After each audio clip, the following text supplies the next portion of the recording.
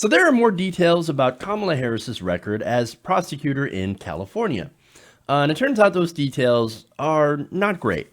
Now, this is according to the Daily Beast. Harris's office had apparently once made the case that nonviolent offenders needed to stay in prison longer because they were a great source of cheap labor.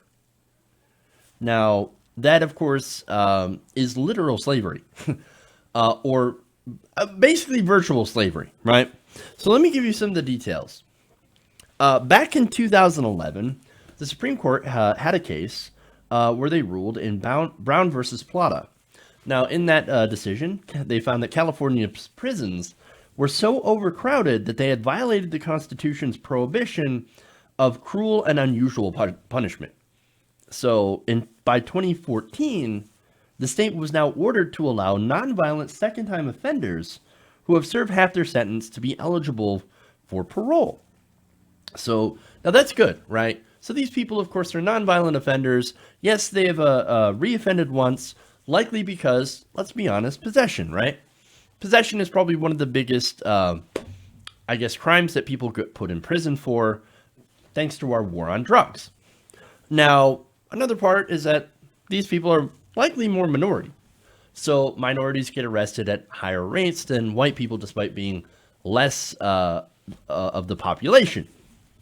Now, of course, they should, in my view, they should be considered for parole, or at least to be eligible for parole, right? But it turns out that Kamala Harris' office did not agree. In fact, according to court filings, lawyers for the state said California met benchmarks for these parolees and argued that if certain potential parolees were given a faster track out of prison, it would negatively affect the prison's labor programs. Now, those labor programs include some that allow inmates to fight California's wildfires for about $2 a day.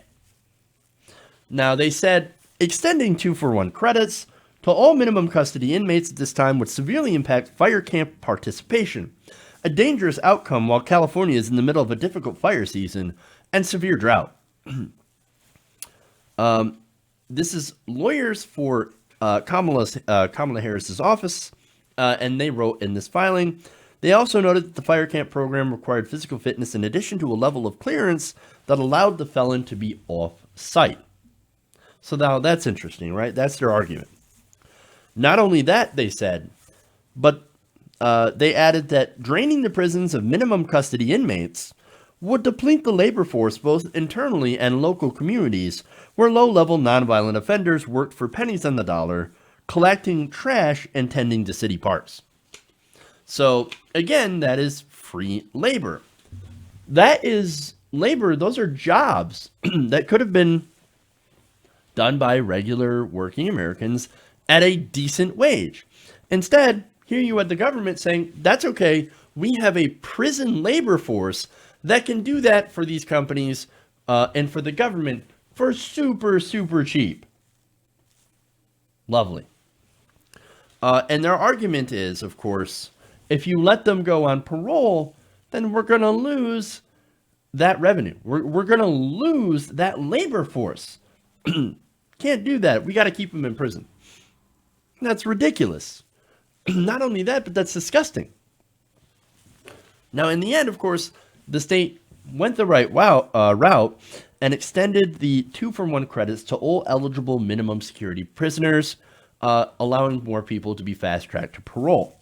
So now, Harris's office, they lost on that issue, thank goodness.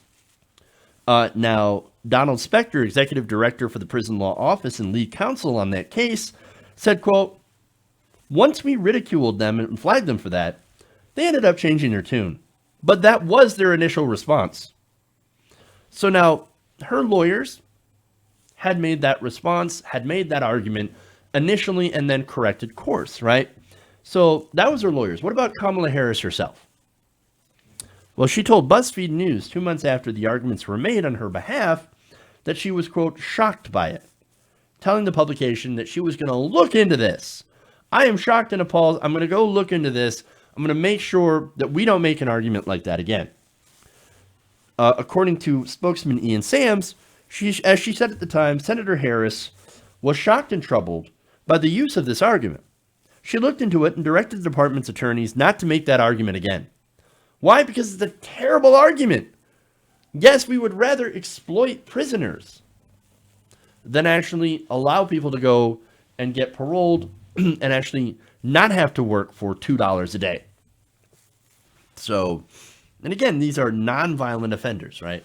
And by the way, this is campaign spokesman Ian Sams, because this had just recently come up. Now, her office, on behalf of the State Corrections Department, then came to the table with the plaintiff's representatives to negotiate an agreement, which the court subsequently approved, that led to an expansion of the 2-for-1 credits. Now, that's her campaign, as I said. Whether you believe that that's what happened, well, that's up to you. But there is one person who doesn't believe it. Or, well, more than one person, but one person mentioned in the article, and that's Spector. Now, he said, as far as I know, she did very little, if anything, to improve the criminal justice system when she was Attorney General. The way that I look at it is, she was really late to the party, and more importantly, when she had the authority to do something as Attorney General, she was absent. She basically carried on the policies of her predecessor, for the most part, in battling us on getting the prison population down and anything else that the government wanted to do to prevent prison conditions from improving. Understand that? To stop them from improving. There were issues, there were problems. One of them was, of course, too many people in prison. These were documented problems. They knew. But under Harris, it got so bad, and she was so much into inaction that she had to get embarrassed into doing something. I think this is far from being a progressive prosecutor. You want progressive? You look at Larry Krasner in Philly. Since he got elected, he's been reshaping the criminal justice landscape, going against police chiefs and judges, not prosecuting as many people, which is actually kind of a good thing, right? That's the complete opposite of Harris's record.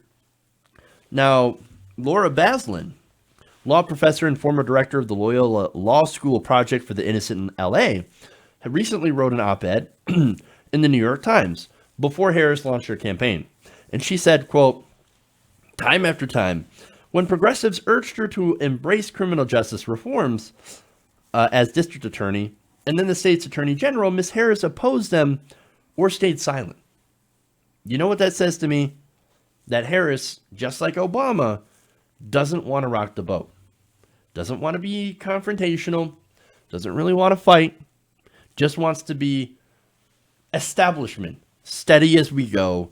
We're going to continue on the same path, and we're not going to do massive reform. Now, she talks a great game. Big reforms. I love that kind of talk. That kind of talk perks my ears up, and I get interested. Oh, you want to do Medicare for all? Oh, that sounds great. I love Medicare for all. You want to do actual prison reform? I'm all ears. I want to listen. I can't wait. But if you don't really mean it, then I got no interest. And see, we can tell if you mean it or not. We can look into the past. We can look into your positions and see whether or not you actually stood for criminal justice reform. If you actually stood for healthcare, we can look at your donors. And so what I'm seeing right now from doing all of that stuff is there's more all talk and no action. Hey guys, hopefully you enjoyed that free video. Now I'm going to have to ask you a favor. Between the demonetization and the YouTube algorithm messing around with view counts, etc., we're having a hard time adjusting to the new YouTube reality, which is where you guys come in. See, we have a Patreon, patreon.com/TYTNation, set up to help us rely on you guys, the viewers, instead of big corporate ads. Look, you know the show. You know I'm not in favor of big corporations anyway. So help us transition away from relying on the ad model to pay the bills and sign up to be a patron, patreon.com/TYTNation. That goes a long way to help us keep the lights on. And you guys will know that you're supporting independent progressive media.